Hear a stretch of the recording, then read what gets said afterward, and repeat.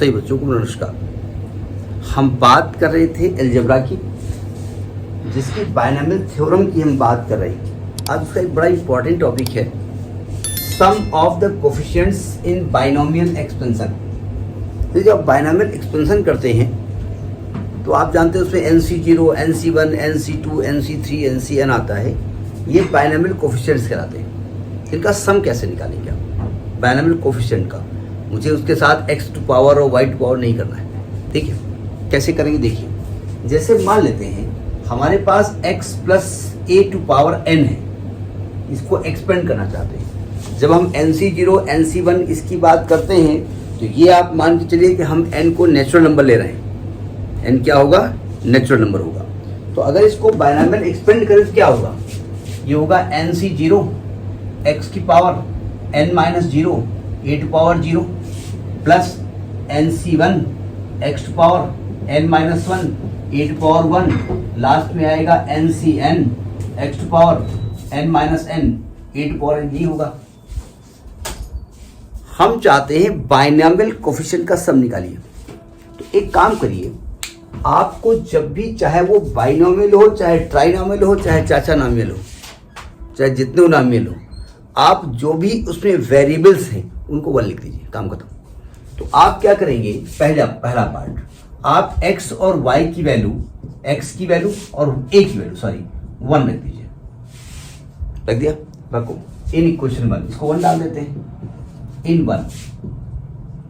तो यहां क्या आ जाएगा? 1 प्लस 1 टू पावर n, बोले तो 2 टू पावर n। तो यहां 1 रखोगे तो 1 टू पावर समथिंग 1 ही होगा, 1 इंटू 1 1 ही होगा। यानी ये क्या आने वाला है? NC0 plus NC1 plus NC2 up to NCN। यानी बाइनॉमियल कोफिशिएंट का सम 2 टू पावर n होता है। याद हो गया? मतलब जैसे हमारे पास कहीं पर आ जाए कि 50C0 plus 50C1 up to 50C50, तो इसका क्या वैल्यू आने वाली है? 2 टू पावर 50 आने वाली है। लेकिन शर्त एक है कि C0 से लेकर के C50 तक वैल्यू होनी चाहिए। अगर यहाँ कोई एक कम है, मैंने C0 नहीं दिया है, C1 से स्टार्ट किया, तो C0 इंट्रोड्यूस करना पड़ेगा आपको। यानी कि 50C0 प्लस करना पड़ेगा और 50C0 माइनस करना पड़ेगा, ठीक है। तो एक तो ये बायनॉमियल का सम हो गया, इसे याद कर लिया आपने, वेरी गुड।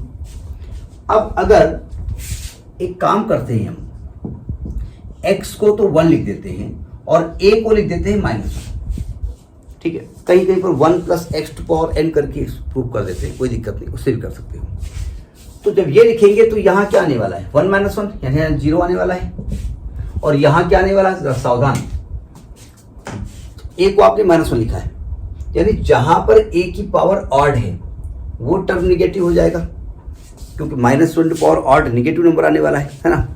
अच्छा, जहां पर NC1 यहाँ 1 ऑड है, यहाँ a की पावर 1 ऑड है। NC3 3 ऑड होगा तो a टू पावर 3 आएगा। यानी ये आने वाला है NC0 minus NC1 plus NC2 minus NC3 plus NC4 minus NC5 plus वो NCN आएगा, हम लिख नहीं रहे, ठीक है। यानी कि NC0, NC2, NC4 इन्हें इवन कोफिशिएंट्स कहते हैं, जिसमें इवन नंबर्स आए हैं 1, 4, 4, 2 इस प्रकार से नंबर। और NC1, NC3 और NC5 को ऑड कोफिशिएंट्स कहते हैं। तो हम चाहें तो NC1 plus NC3 plus NC5 को इधर ले आओ, और उधर क्या लिखा है? NC0 plus NC2 plus NC4, ये अलग अलग हो सकता है। यानी इवन कोफिशिएंट्स का sum is equal to odd coefficient का सम। वैल्यू क्या आने वाली है? सिंपल सी बात है कि भाई जितने टर्म हैं उसमें आधे इवन होंगे, आधे ऑड होंगे, और टोटल सम कितना दिया है? 2 टू पावर n। तो अगर अलग अलग सम निकालना चाहें तो क्या आने वाला है? 2 टू पावर n का आधा, यानी कि 2 टू पावर n माइनस 1। ये ध्यान रखिए, जो पावर यहाँ पर है वहां पर आपने -1 किया है, मतलब जो x प्लस 1 पावर n है वो 2 पावर n लिखा है। अगर यहाँ n-1 होता, यहाँ भी n-1 होता, ठीक। ये ध्यान रखिएगा, n का मतलब वो एक सिंबल है, सिंबॉलिक है वो n। समझ में बात आई कि नहीं आई? तो इस प्रकार से बायनॉमियल कोफिशिएंट के सम को हम निकाल सकते हैं।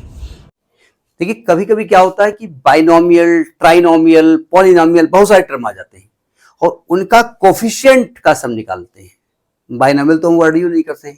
सम ऑफ द कोफिशिएंट्स, जैसे मान लीजिए हमारे पास आ जाए ax plus b x square plus c x cube की पावर n, ऐसा कुछ भी आ जाए, यहाँ एक केवल a लिखा हो, कुछ भी हो, तो इसको खोलोगे, पावर n क्या है पता नहीं, 1 है, 2 है, 3 है, 4 है, तो कुछ ऐसे टर्म होंगे जिसमें x नहीं होगा, कुछ में x होगा, कुछ में x स्क्वायर होगा, तो कुल मिला के कुछ ऐसे टर्म आएंगे ना, a0 plus a1x plus a2x square plus a3x cube, ऐसे आएंगे ना। तो आप क्या करोगे, x की वैल्यू 1 रख दोगे उठा करके, तो 1 रख दोगे तो यहां पर क्या आएगा, a0 plus a1 plus a2 plus 1, इधर आपका आ जाएगा a plus b plus c की पावर n, निकल आएगा, काम खत्म।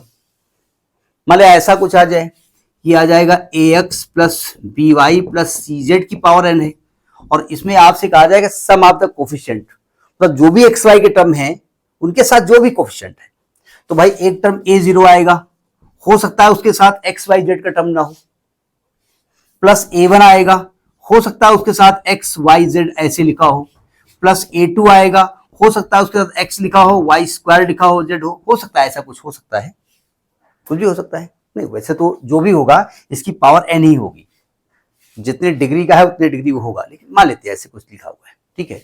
तो आप क्या करोगे, यहां पर x की वैल्यू, y की वैल्यू और z की वैल्यू 1 कर दोगे, तो यहां पर क्या आने वाला है, a plus B plus C to power n, और वहां क्या आने वाला है, a0 plus a1 up to so on निकल आएगा। तो इस प्रकार से हम coefficient in the expansion of multinomial निकाल सकते हैं। बाइनोमियल में तो बाइनोमियल कोफिशिएंट होते हैं, लेकिन यहाँ पर बाइनोमियल वर्ड हम यूज नहीं करेंगे, यहाँ पर कोफिशिएंट की बात करेंगे, ठीक है। तो इस प्रकार से इसको लगा सकते हैं, समझ में आ गई बात। Okay, next in the next video, नमस्कार।